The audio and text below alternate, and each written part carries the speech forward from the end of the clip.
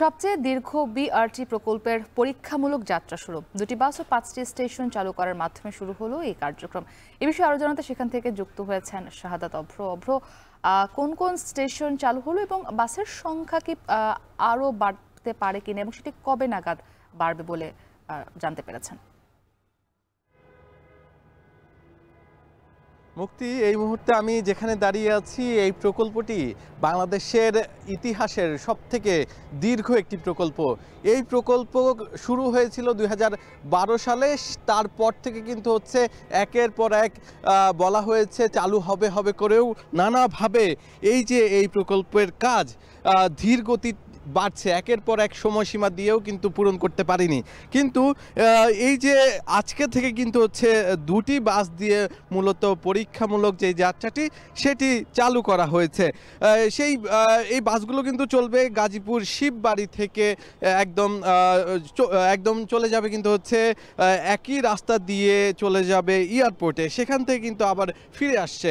মাত্র 2টি বাস দিয়ে শুরু হলেও আগামী যেই 16ই ডিসেম্বর আছে সেই 16ই ডিসেম্বর থেকে 10টি বাসের মাধ্যমে কিন্তু হচ্ছে চালু করা হবে পরীক্ষামূলক যাত্রার আরেকটু বেশি সংখ্যক বাস দিয়ে কিন্তু চালু করবে, এমনটাই কিন্তু আমাদেরকে জানিয়েছে বিআরটি এর প্রকল্পের যিনি কিনা পরিচালক এবং বিআরটি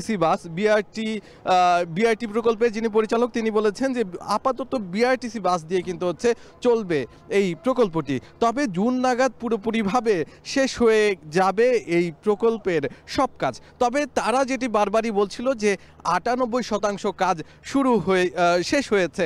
এই যে ঠিক নিচে যেই ফ্লাইওভারটি দেখছেন সেই ফ্লাইওভারটি কিন্তু হচ্ছে বিআরটি প্রকল্পেরই একটি ফ্লাইওভার। মোট 8টি ফ্লাইওভারের মধ্যে 7টি ফ্লাইওভারের কাজ শেষ হয়েছে।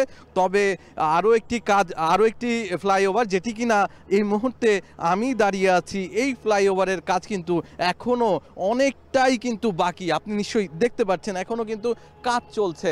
তবে 98% বললেও আমরা অনেক জায়গায় ঘুরে দেখেছি যে অনেক স্টেশন কিন্তু চালু করার মতো এখনও যোগ্যই হয়ে ওঠেনি। আর যেই 4টি স্টেশন দিয়ে এই মুহূর্তে চালু করা হয়েছে সেগুলোও কিন্তু হচ্ছে পুরোপুরিভাবে এখনো হচ্ছে সমাপ্তি হয় নাই, যার কারণে টিকিট কিন্তু বিক্রি করা হচ্ছে ছাতার নিচে বসে। কিন্তু এমনটা কথা ছিল না, যার কারণে কিন্তু অনেকেই এই প্রকল্প নিয়ে নানা ধরনের অভিযোগ তুলেছে আমাদের কাছে। এই ছিল আমার কাছে সর্বশেষ। মুক্তি। সহকর্মী শাহাদাত অভ্র যুক্ত ছিলেন গাজীপুর থেকে। বিশ্বের সবচেয়ে মজবুত আরএফএল ল্যাডার যা 606